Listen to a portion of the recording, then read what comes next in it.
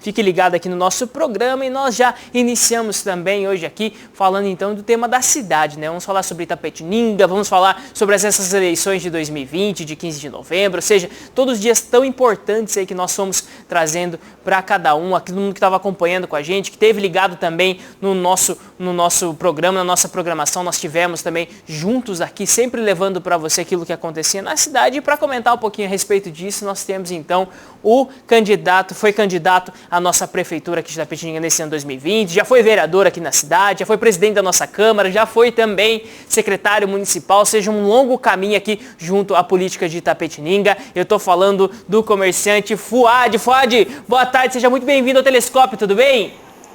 Boa tarde, Guto, boa tarde a todos o pessoal da TVI. É um prazer estar aí novamente com vocês através do Telescópio, que é um espaço democrático e sempre que debate as coisas mais importantes da cidade. Eu agradeço o convite e estou à disposição de vocês aí. Muito bem, Fuad, e começando já nosso programa, eu gostaria que você conversasse um pouquinho com a gente aqui e falasse a respeito, né, dessa campanha. Você já tem há um certo tempo aqui um caminho aqui junto em Itapetininga, já foi vereador algumas vezes, já foi presidente da nossa Câmara, secretário municipal, ou seja, já conhecia mais ou menos como que é o clima de uma campanha e tudo. Mas diz pra gente, essa campanha foi totalmente diferente, né, Fuad? Olha, essa campanha ela foi absolutamente diferente de todas as campanhas que eu acho que qualquer pessoa já deve ter participado na sua vida. Ela passou, eu acho estranho até, porque ela foi rápida, foi imediata, ela acabou não fazendo parte muito da vida das pessoas, apenas no momento da televisão. As pessoas não se importaram tanto com essas eleições, tanto que ela se tornou quase que um plebiscito. Que dizia assim, você quer que fique do mesmo jeito que está, ou quer uma nova proposta, uma nova administração, um novo jeito de fazer as coisas? E as pessoas distanciadas, sem coisa, acabaram dizendo assim, deixa o jeito que está.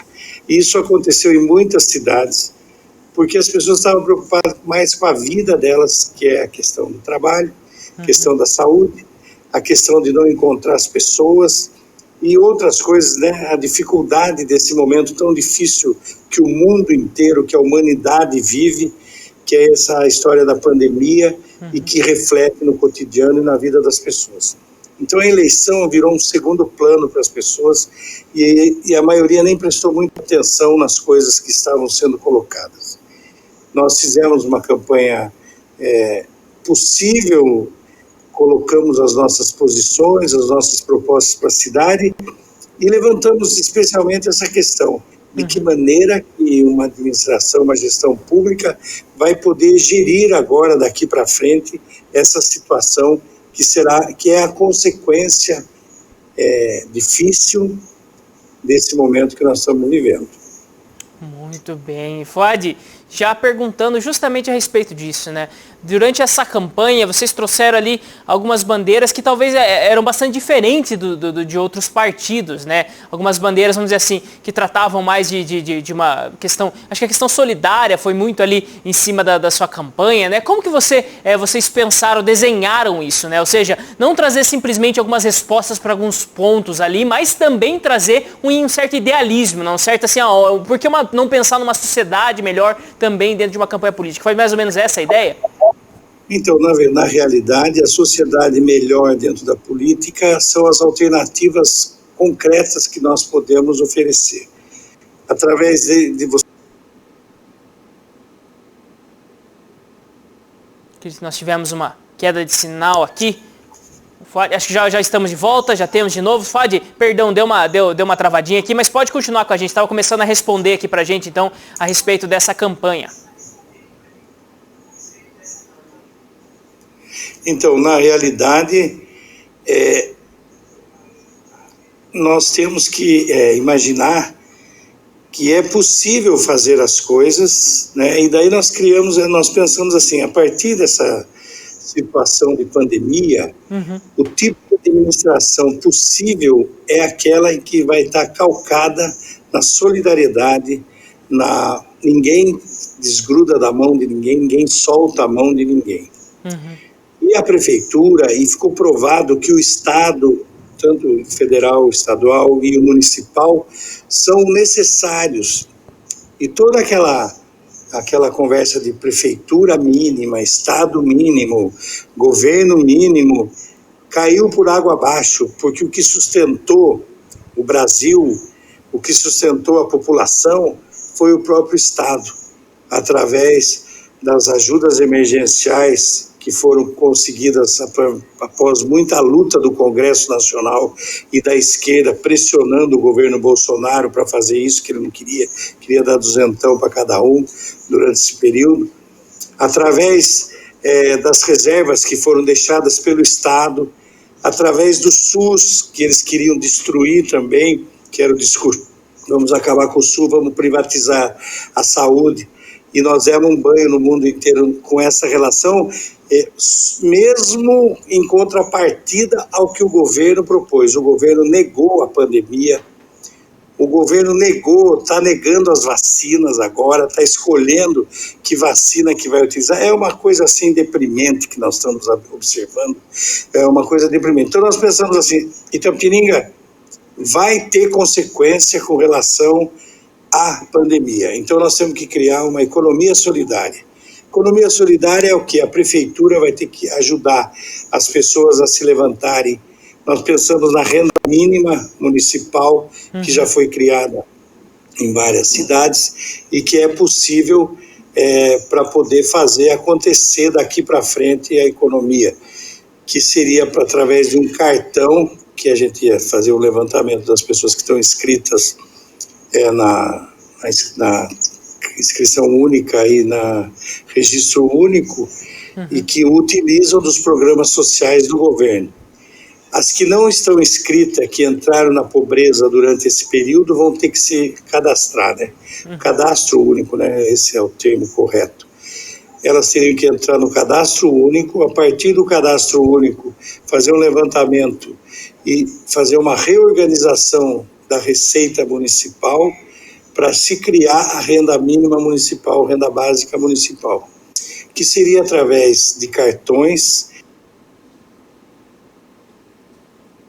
Nós tivemos a interrupção aqui do sinal, então, com o Fuad conversando aqui com a gente, mas eu aproveito, então, para você que está acompanhando aqui o Telescópio, já trazendo para você também aqui um pouquinho, né, daquilo que acontece aqui em Itapetininga e toda a região e também a nível de Brasil. Eu coloco aqui uma notícia, então, que nós temos aqui do governo federal, que saiu agora nessa edição de sexta-feira do Jornal Correio de Itapetininga. Vai lá para a gente, então, falando que as habilitações vencidas em 2020, elas terão um ano a mais de validade, trazendo para você essa notícia, então, que está em vigor a partir de hoje, dia 1º, né, foi quando saiu o jornal dessa sexta-feira. Então, desde dia 1º, a resolução do Conselho Nacional de Trânsito, do CONTRAN, que reestabelece os prazos para a regularização das carteiras nacionais de habilitação, das CNHs vencidas. Segundo a nova resolução do CONTRAN, os documentos de habilitação vencidos em 2020 ganharam mais um ano de validade. Com isso, as renovações de CNHs vencidas em 2020 ocorrerá de forma gradual, de acordo com o cronograma que foi estabelecido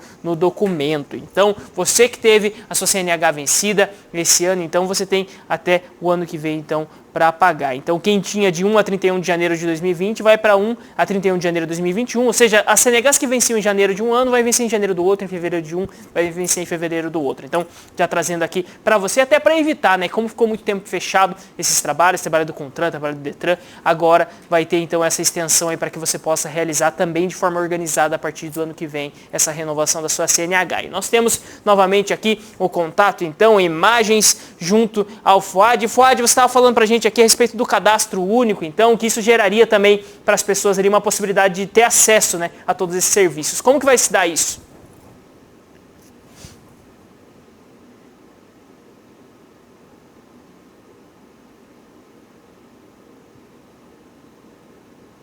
O governo federal e o governo estadual, e a partir daí fazer essa distribuição dos cartões para quem tiver no cadastro único, que precisem dessa ajuda emergencial da prefeitura.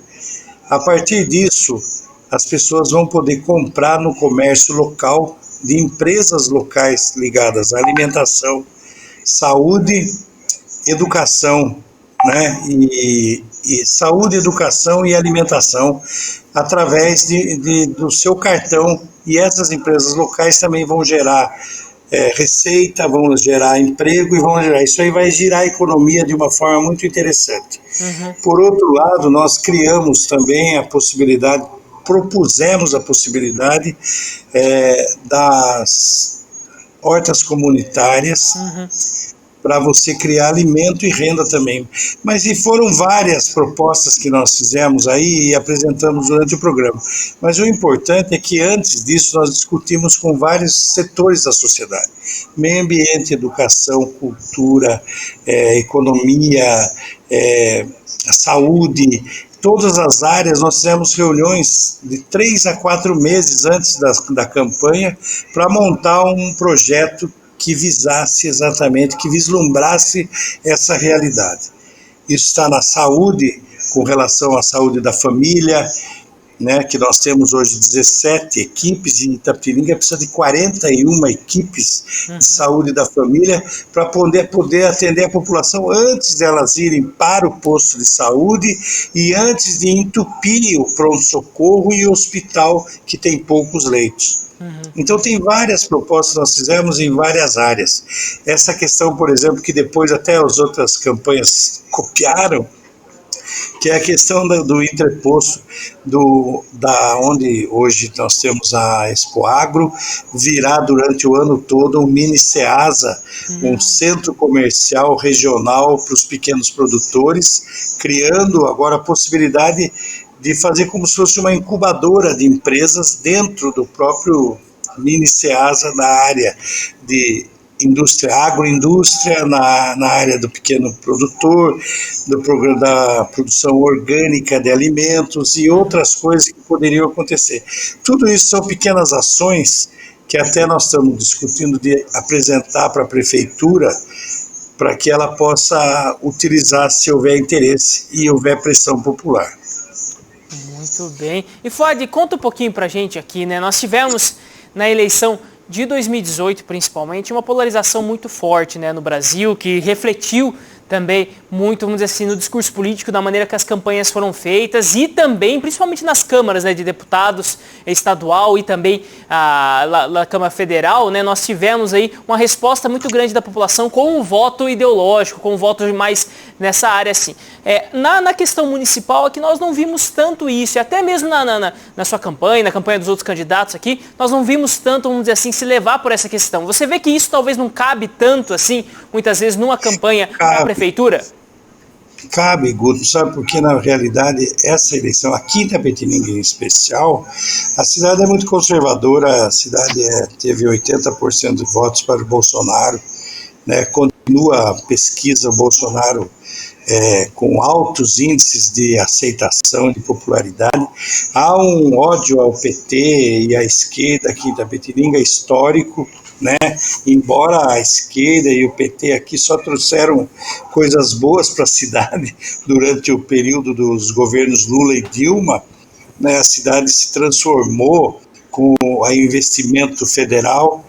Então aqui não teve muito questão, mas se você pegar São Paulo, São Paulo foi absolutamente, reproduziu a eleição de 2018, inclusive os mapas eleitorais são idênticos ao de 2018, segundo turno, Haddad e Bolsonaro e Boulos e Bruno Covas.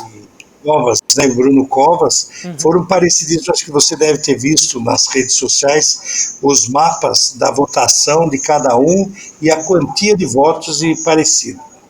Isso aconteceu no Rio Grande do Sul, em Minas Gerais, em várias cidades grandes, a polarização e uma pré-eleição para 2022, e mostrou que haverá, eu acho que haverá uma união do centro-esquerda e uma união do centro-direita para tentar disputar as eleições de 2022.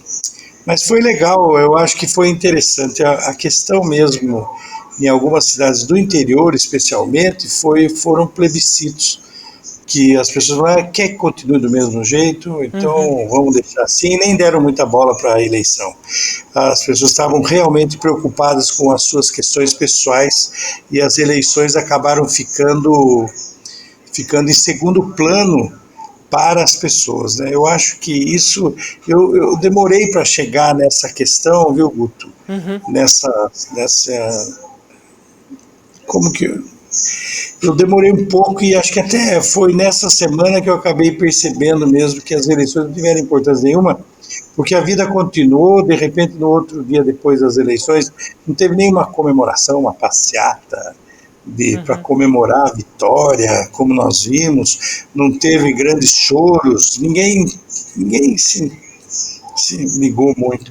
Teve a questão da Câmara Municipal, que foi impressionante o número de vereadores, né, que nós nunca vimos tantos candidatos, pela reforma política que foi feita pelos grandes partidos, que acabou fortalecendo esses partidos que têm mais condições de montar chapas, contratar gente para ser candidato. Então, os candidatos laranjas proliferaram em todos os partidos, pessoas que não fizeram um dia de campanha, não fizeram nada, absolutamente nada, e ajudaram a eleger a Câmara dos Vereadores. Aconteceu muitos candidatos tiveram muitos votos e não conseguiram se eleger. Isso já aconteceu comigo 3 vezes na minha vida. Uma vez eu fui o 3º mais votado, outra vez o 7º, e outra vez o 10º tanto, e não me elegi, embora eu tenha sido 4 vezes vereador. Outras 3 eu fiquei nessa história de ter voto e não consegui. O sistema político nosso é complicado.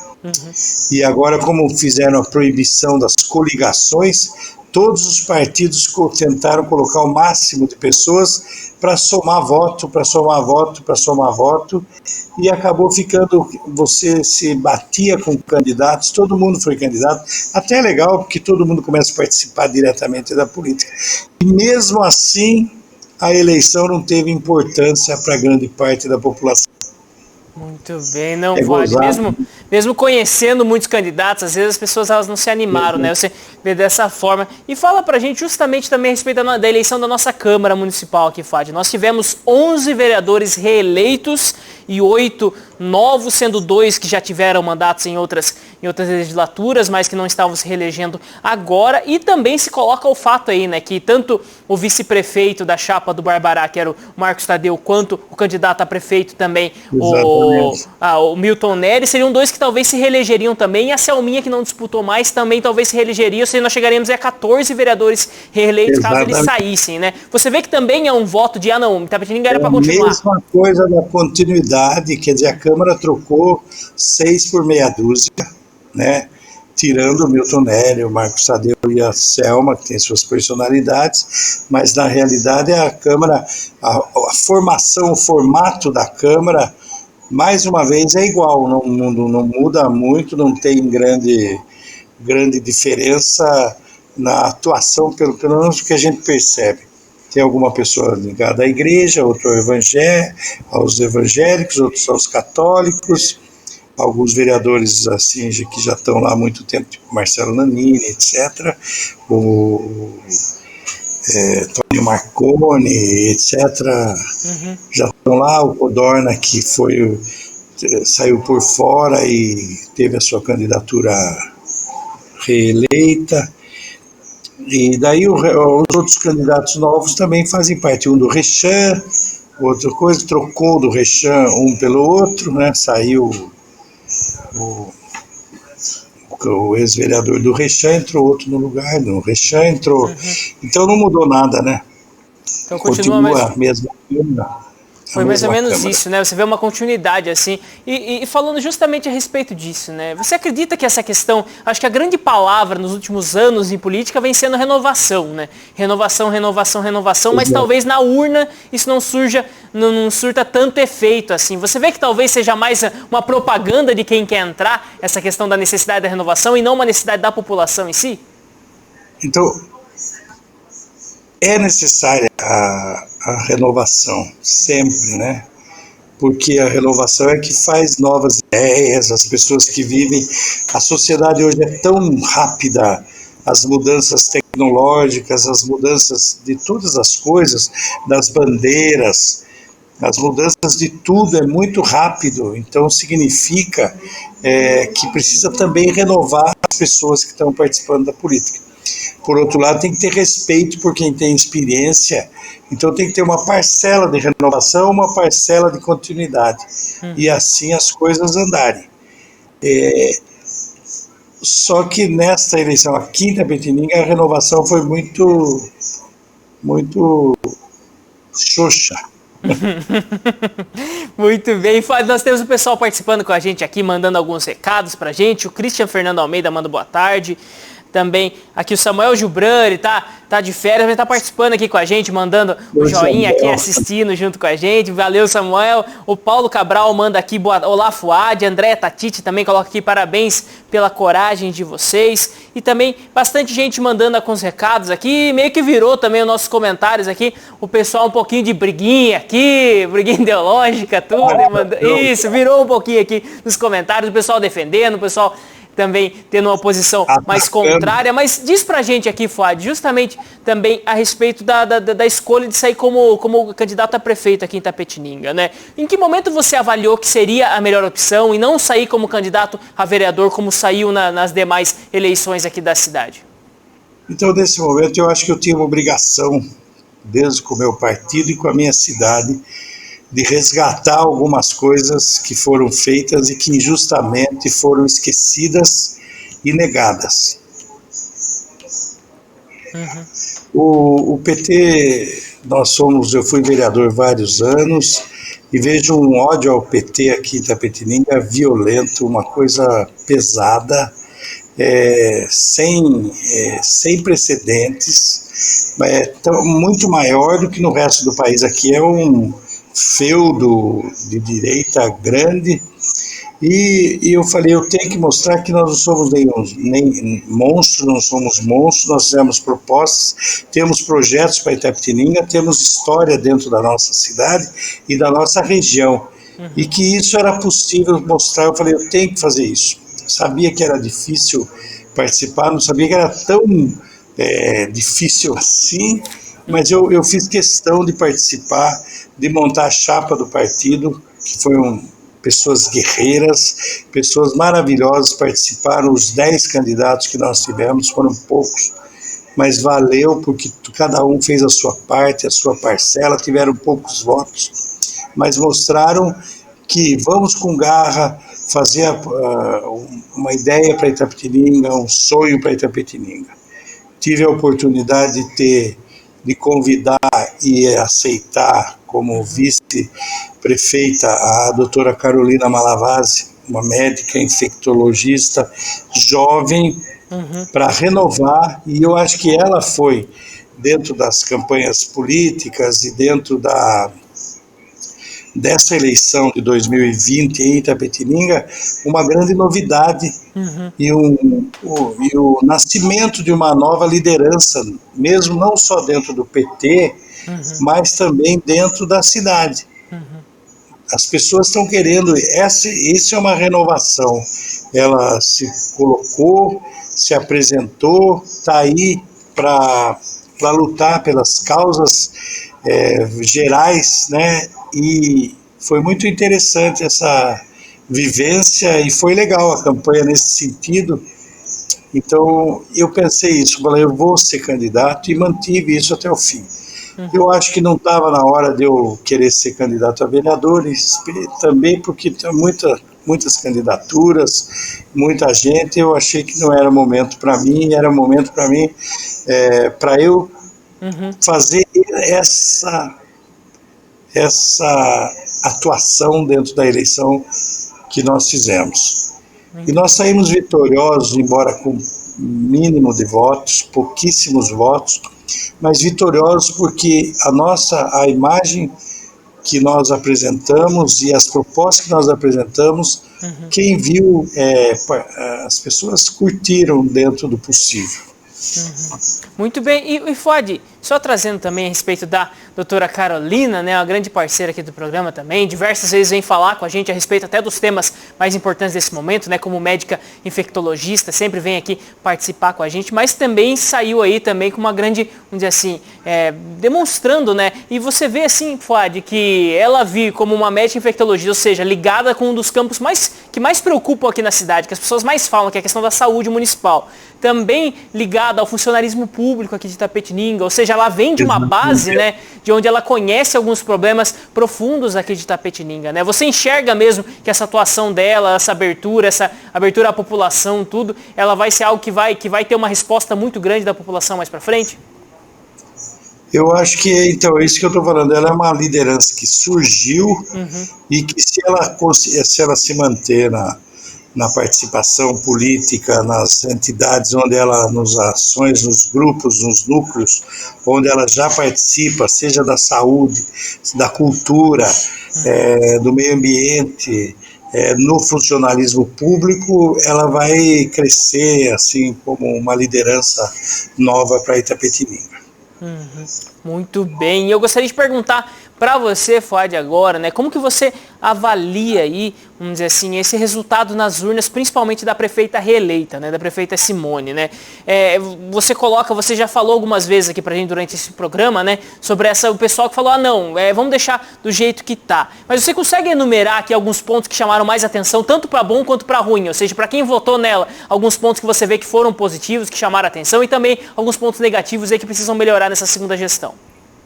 Então, na verdade, eu acredito que ela fez uma gestão média, porque as pessoas perceberam que a cidade está bonita, está asfaltada, está bem decorada, está sinalizada nas ruas.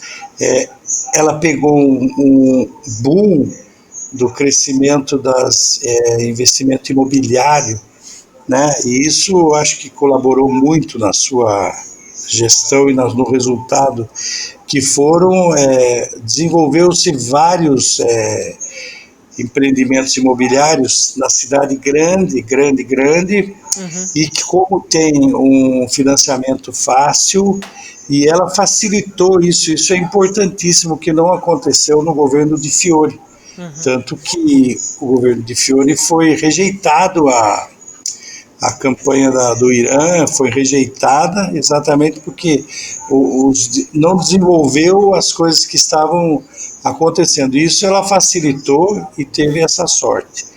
Então, eu acho que nesse sentido, a questão imobiliária, do desenvolvimento dos condomínios e etc., e a questão da cidade tá bonita, tá bem cuidada, né? Os jardins, as praças, na parceria público-privada. Então, se a prefeitura tivesse cuidado de abrir o caminho, de espalhar essas coisas, ela já ganha muito. Faltou a questão na educação, acho que foi mais fraco. Na questão da saúde, foi razoável, a saúde foi razoável, né? Mas faltou essa questão dos médicos da família. Eu preciso médicos da família, outras questões da saúde, aí que ela manteve assim a saúde como pôde. Então eu estou dizendo assim, foi uma gestão razoável por um ponto, melhor por outro, e falhou em algumas áreas. E daí a população achou que deveria continuar desse jeito mesmo. Os candidatos que tinham mais condições assim de estar disputando o segundo lugar, como o Barbará e o Milton Neri, que disputaram, na verdade, teve uma disputa para o segundo lugar. Não apresentaram uma alternativa para a prefeitura, nem fizeram as críticas necessárias. Alguma briga teve do Barbará um período da eleição, depois parou também, não apresentou nada e errou na sua campanha, na sua estratégia. O Milton Neri também se desconstruiu, ele era um vereador ativo, combativo, e de repente apareceu um cara chorando na campanha eleitoral. As pessoas falaram, mas esse não é o Milton Neri que eu estava querendo como candidato. né? Então daí ficou também complicado e também não identificou com a população e ficou complicado para eles também. Nós temos essa questão da rejeição ao Partido dos Trabalhadores, o PSOL também a rejeição à esquerda aqui na cidade, então ficamos fora quase que da disputa eleitoral. Nós fizemos a nossa parte, crescemos com propostas, mas ficamos fora da disputa eleitoral de votos. Muito bem. Eu muito acho bom, que é mais ou menos isso. Eu vou deixar aqui uma pergunta no ar. Nós temos um recadinho rapidinho. Daqui a pouquinho nós vamos ler também os comentários aqui do pessoal que está participando junto com a gente. E você que está acompanhando aqui o Telescópio, nós temos um novo apoiador, né? Nós damos aqui o bem-vindo aqui a todo o pessoal do Laboratório Itapetininga, esse laboratório que faz parte do dia a dia de Itapetininga e que nesse tempo aí tem cada vez mais se capacitado para poder dar todo o auxílio para a nossa população e segurança para toda a sua família. Então, gostaria muito de agradecer aí o pessoal do Laboratório Itapetininga. Nós temos aqui imagens aqui deles, então vamos colocar na tela aqui para vocês verem a maravilha que nós temos aqui na nossa cidade, sempre também contando aqui com apoio junto ao Telescópio. Laboratório Itapetininga, desde 1991, com a excelência em processos e o atendimento humanizado que você já conhece. E agora com agendamento e resultados online em 3.000 exames. Laboratório Itapetininga, cada vez mais perto de você. Muito bem, então você viu essas imagens, é um laboratório de primeira aqui na nossa cidade. Sempre que você precisar, conta aí com o trabalho lá do Laboratório Itapetininga. E você que está acompanhando aqui com a gente também, agora são exatamente, deixa eu dar uma olhadinha aqui, são 12h35 aqui, então arroz branco, feijão, macarrão com brócolis são as guarnições então lá do restaurante Vila Rosa. E os pratos principais são carne com batata, frango frito ao alho, linguiça toscana, peixe frito, bistequinha cebolada e massa recheada, sempre com qualidade, sempre com o melhor atendimento para você que está junto com a gente aqui. Eu vou dar uma olhadinha aqui nos comentários do pessoal que está participando com a gente. Nós estamos hoje então aqui no nosso programa com o Fuad Abrão, ele que foi candidato à prefeitura aqui de Itapetininga, foi vereador eleito aqui na cidade por 3 mandatos, também participou de outras gestões, foi secretário municipal aqui em Itapetininga, ou seja, alguém que conhece, que esteve sempre dentro da nossa política aqui, filho do seu Alberto Isaac aqui, um grande nome aqui da nossa cidade, também na parte de cultura, de jornalismo aqui de Itapetininga. E nós temos alguns comentários aqui do pessoal participando com a gente, eu agradeço bastante a Marilda Lopes Diniz de Lara, que colocou aqui propostas progressistas. Que pena, porque com a inflação e a quase ausência de atenção ao Covid, os privilégios foram exclusividade do agronegócio, estão afundando o nosso país. Ela coloca aqui a opinião dela. Também o Sérgio Magels, que ele manda aqui um recado, ele coloca: meu amigo e político atuante, eu discordo com relação ao ódio ao PT. O partido sempre teve um excelente quadro de formadores de opinião, ocorreu, digamos, uma enorme derrapada de finalidade e direção. Perderam o rumo e por erros. Basta ver o resultado eleitoral, respeito às suas opiniões e diretrizes, desejo que continue a atuar. E manda aqui um forte abraço, o Sérgio manda aqui pro Fuad, ou seja, várias pessoas participando aqui junto com a gente. Também você que está acompanhando aqui o programa pode participar, só mandar o seu recado através do facebook.com/TV Itapê. E Fuad, trazendo aqui também para você, eu gostaria de perguntar para você, Fuad, como que você tem visto então justamente essa questão do Covid, né? Nós estamos entrando aí em tempos que nós vamos ter reflexos, já temos reflexos profundos aí em toda a sociedade desta pandemia, mas também nós entramos então agora, segundo o estado de São Paulo, aqui em um tempo, vamos dizer assim, um pouco crítico, né? Tanto de novos casos, também com números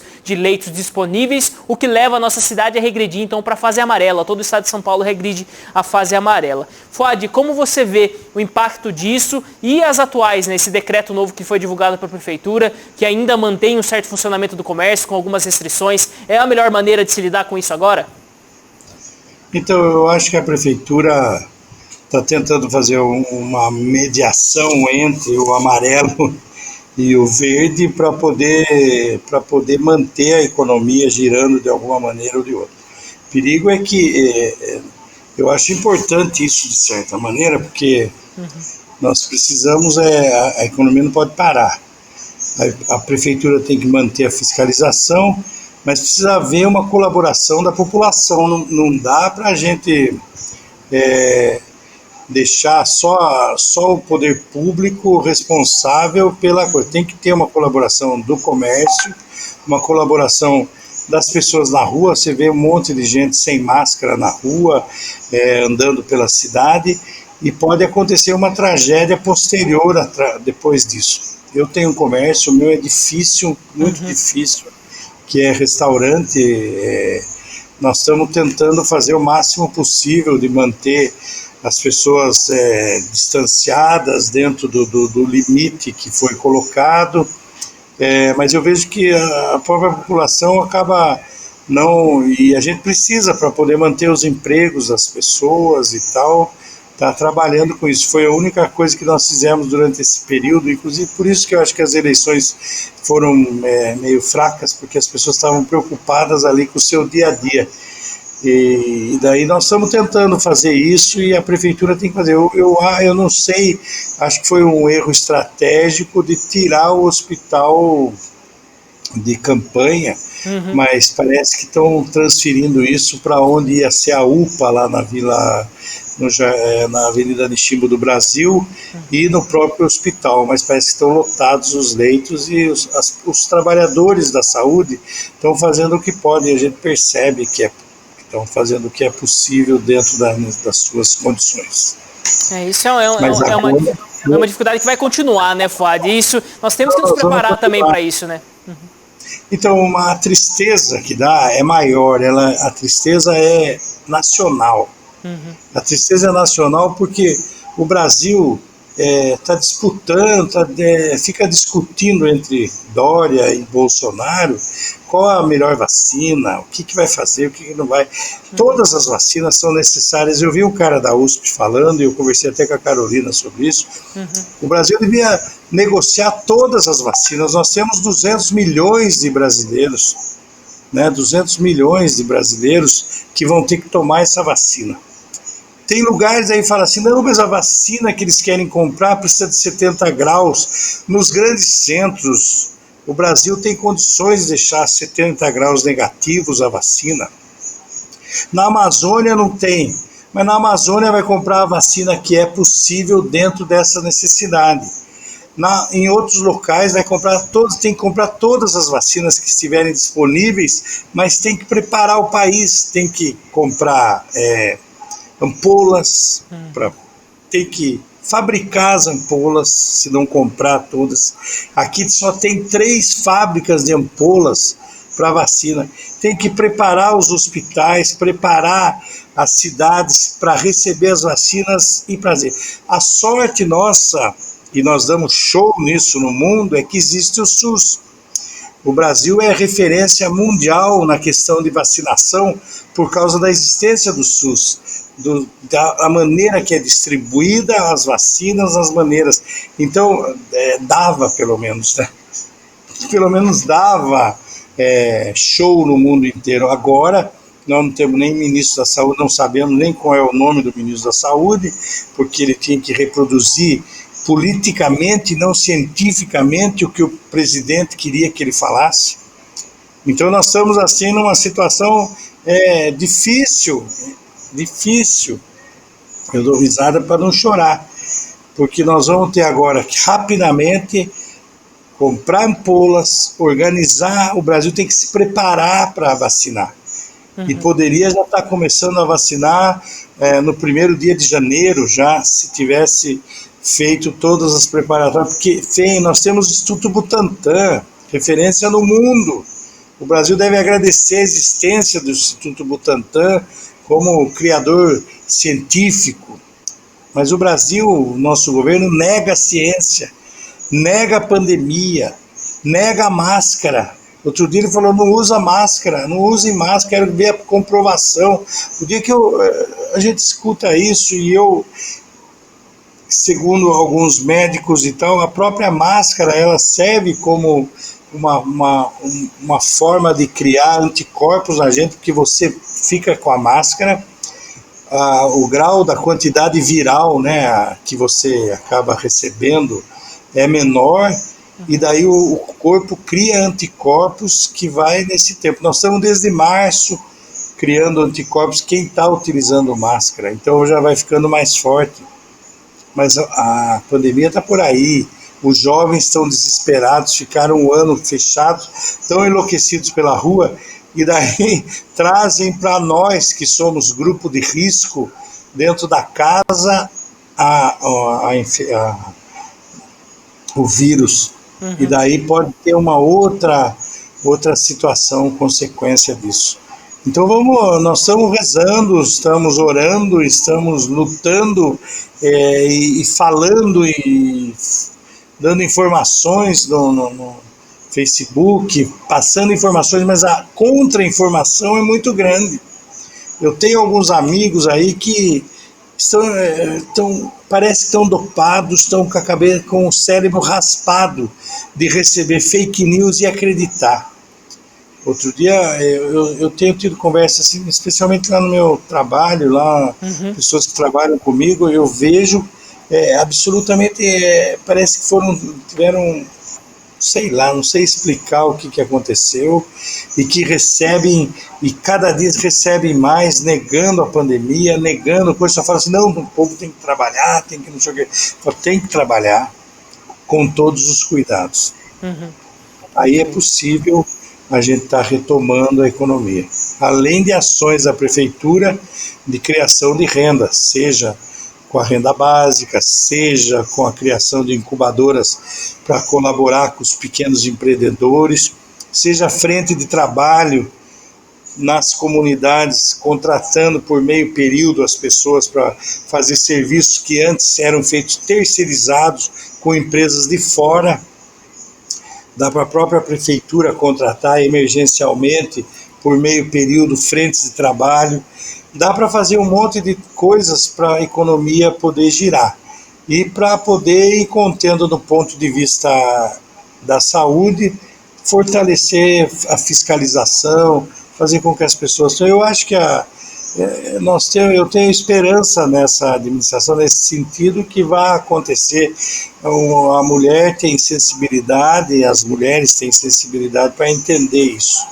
Muito bem. E Fuad, gostaria que você comentasse também para a gente aqui, porque o último dia 15 de novembro de 2020 também trouxe uma outra notícia aqui para a nossa cidade, né? Notícia talvez um pouco inesperada, que foi, né, que através, vamos dizer assim, da eleição do prefeito de Presidente Prudente, Ed Thomas, o primeiro suplente, o deputado Edson Giriboni, volta a assumir, então, na Alesp a partir de 2021, agora vai ficar 2021 e 2022 até o final do ano, né, como deputado estadual de novo aqui pela nossa região. Como você vê tudo isso? Como que você avalia, né, que vai ser um auxílio, principalmente nesse tempo tão difícil aqui da cidade?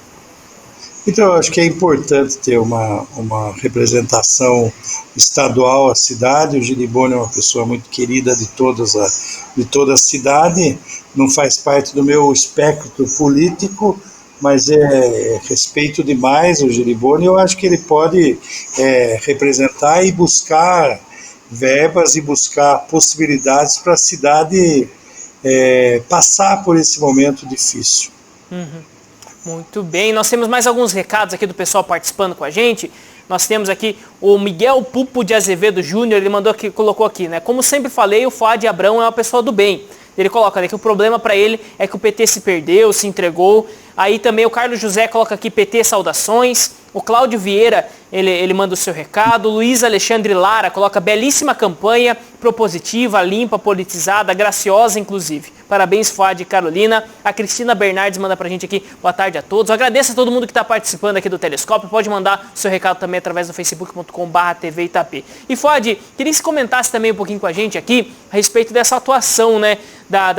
Você já citou aqui pra gente nas principais capitais, São Paulo, Porto Alegre, que Minas Gerais, Recife também esteve aí, vamos dizer assim, algumas atuações grandes aí, principalmente da esquerda. Você vê que talvez se redesenhe aqui no nosso país, vamos dizer assim, a atuação da própria esquerda, a atuação principalmente do PSOL, né? Nós tivemos aí uma atuação muito forte, talvez ele ganhe mais espaço junto, não só, vamos dizer assim, ao PT. Como que você vê tudo isso? Olha, a vida é cíclica, o ciclo das coisas acontecem, as coisas se transformam. Nós tivemos o Partido Comunista Brasileiro, depois apareceu o PCB, o PCdoB, depois do Partido Comunista Brasileiro. Depois o Partido Comunista Brasileiro se desfez, o PCB cresceu no seu protagonismo. Depois o PT apareceu como um outro tipo de esquerda, uma esquerda é mais reformista um pouco, mas ao mesmo tempo que não compactuava com os partidos mais burgueses. E depois o PT também ficou 40 anos no protagonismo da esquerda. E o PT não vai acabar, não, mas ele pode se reestruturar e se transformar, recebendo jovens, recebendo outras propostas, transformando a sua diretoria, e é por isso que precisa de renovação nesse caso específico. E aí o PSOL era um grupo de dentro do PT, que saiu do PT e formou-se o PSOL, a princípio. Depois, com o crescimento, com o andamento, a juventude se identificou mais, hoje identifica mais com o PSOL, uma parcela da juventude, e outra está resgatando também o Partido dos Trabalhadores. Nós tivemos aqui o Gabriel Lara, o João Gabriel, etc., várias pessoas, a Raquel Nunes, Klein, outras pessoas da juventude que vem vindo, entrando no Partido dos Trabalhadores também, outros estão no PSOL, e o PSOL vai crescer e pode se tornar um protagonista maior do que é hoje, e eu acho que pode acontecer uma grande aliança das esquerdas daqui a 2 anos, a 4 anos, e daqui para frente. Eu acho que vai se redesenhar. O PT é forte, nós não podemos negar, no Brasil inteiro, ainda que diminuiu muito de 2012 para cá, ou de 14 para cá, mas ainda é um partido grande, embora em algumas regiões ele seja rejeitado maior, em outras não. Então a coisa ainda está se desenhando, e o Boulos é uma grande liderança, espetacular, nós torcemos muito, não pudemos fazer nada, porque nós nem votamos em São Paulo, mas torcemos muito por ele. A Irundina foi do Partido dos Trabalhadores, foi prefeita de São Paulo, considerada uma das melhores prefeitas da história de São Paulo, transformou algumas realidades, propôs algumas coisas dentro de uma outra estrutura. E o Boulos foi à luta, e o PT colaborou na luta do Boulos no segundo turno, esteve presente, tanto que nós já comentamos até, o mapa eleitoral foi idêntico a 2018, em que a direita é mais forte do que a esquerda dentro da cidade de São Paulo, e mostrou de que maneira queria. Mas isso pode ser transformado e mudado, né? Muito bem, e o que eu gostaria que você comentasse só com a gente rapidinho, Fadi, é justamente a respeito desse pensamento, né? O PT, ele chegou numa estrutura muito grande, né? Ainda é, se eu não me engano, o maior partido dentro da Câmara dos Deputados, né? Ou seja, se tem ainda uma estrutura muito grande, e também gostaria de você falasse um pouquinho a respeito do Fórum Permanente, né? De discussão a respeito dos rumos do PT, se isso está acontecendo mesmo, que muitas vezes se falou muito de uma autocrítica, que o PT deveria olhar para si, olhar para as bases de novo, tudo. Você vê que isso está acontecendo? O PT já está mudando mesmo nesse caminho também? Eu acho que está mudando, porque as pessoas têm pessoas novas entrando, com visões diferentes, e pelo menos dentro da minha visão, eu sempre estou aberto e sempre estive aberto para as transformações dentro do partido, e as novas lideranças nós queremos que venham, como vieram já o Gabriel Lara, Carolina Malavasi, o João Gabriel e outras pessoas que eu nem vou, a Cida Amaral e outras pessoas, a Sandra, a Creuza, todo o pessoal, Israel, que às vezes nova liderança significa tanto idade, significa renovação no pensamento, na maneira de tratar, mas com aquele sonho juvenil, aquele sonho de transformar a sociedade, aquele sonho que não envelhece, né, como diz o Milton Nascimento, né, os sonhos não envelhecem, e eles podem estar acontecendo. E eu acho que isso não tem preço, isso é muito bonito, isso vai ser eterno. Seja no PT, ou seja no PSOL, ou seja em outros partidos, as coisas sempre existem, os que sonham e os que lutam a vida inteira para ver um mundo melhor, uma sociedade melhor. E às vezes erram. Às vezes se perdem. Outros não. E é isso que é bonito na história. E a história, como diz uma música cubana até, que diz assim: a história é um carro alegre, cheio de um povo contente, que atropela indiferente todo aquele que a negue. E a história está aí, e o processo histórico vem cheia de contradições, cheia de erros, cheios de acertos, e a cidade também, ela evolui, o Brasil evolui, o mundo evolui. Nós temos tristeza com esse ano de 2020 e espero que ele acabe logo, né? E vamos construir daqui para frente outro. Você falou também da questão do Fórum Municipal. Nós começamos, eu estou participando de um fórum que é feito por pessoas, Lucas Formaggi, o Gabriel Lara, que é multipartidário, né, pluripartidário, dentro de um leque de pessoas progressistas. Já fizeram 2 reuniões, eu participei das 2, e que vai para frente, vai ser estão levantando questões para a cidade, estão levantando propostas para o futuro, analisando e cadastrando uma rede de pessoas, de coletivos de várias áreas, da cultura, da educação, da saúde, do LGBT, das mulheres, contra o racismo, contra várias questões, contra o maltrato aos animais, em defesa dos animais, e em defesa da agricultura orgânica. São vários núcleos que já atuam na cidade e que estão perdidos em pontos diferentes e que nós precisamos unificar num fórum, numa instituição que possa um ajudar o outro, ninguém largar da mão de ninguém. O abraço das mulheres contra a violência das mulheres, que isso já existe, que a Samira Albuquerque, nossa companheira também de partido, dirige, entre outras coisas também. Muito legal. Fuad, agradeço muito a sua participação. É sempre uma alegria poder conversar com você aqui. Se quiser deixar algum recado aqui pro pessoal, talvez fazer também um agradecimento, que eu tenho certeza que muita gente esteve junto com você, muita gente também deu o braço a ajudar e a torcer, estendeu a mão também nesse tempo de campanha. Por mais que nós estejamos fazendo essa campanha diferente, né? Essa campanha ela foi muito diferente esse ano, né? Não deu para dar aquele contato mesmo mais pessoal, mas se quiser aproveitar desse momento aqui, fica aberta a câmera da TVI, e desde já muito obrigado pela participação no Telescópio. Eu queria agradecer a todos que participaram, ao pessoal, até Gustavo Moraes, o João Paulo, você, todo mundo que observou a luta da gente paralelamente ou não, observaram. Eu queria agradecer a todas as pessoas que vieram junto, né, nos núcleos. Nós temos núcleo de cultura, núcleo de educação, núcleo de saúde, núcleo de meio ambiente, núcleo de economia solidária.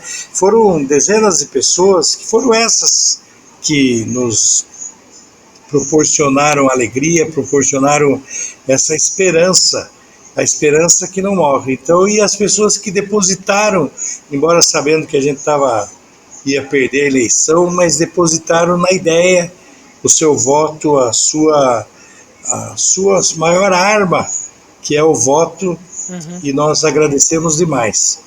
Agradeço a Carolina, a equipe do PT, a todos os companheiros, Carlão, Meira, todo mundo que participou da sua melhor maneira possível.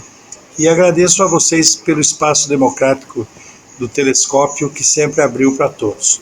Nós continuamos na luta, em formas diferentes, mas na luta, seja no meu trabalho, seja na minha atuação dentro da cultura, da economia, do que for possível, do jornalismo. Obrigado, meu Guto.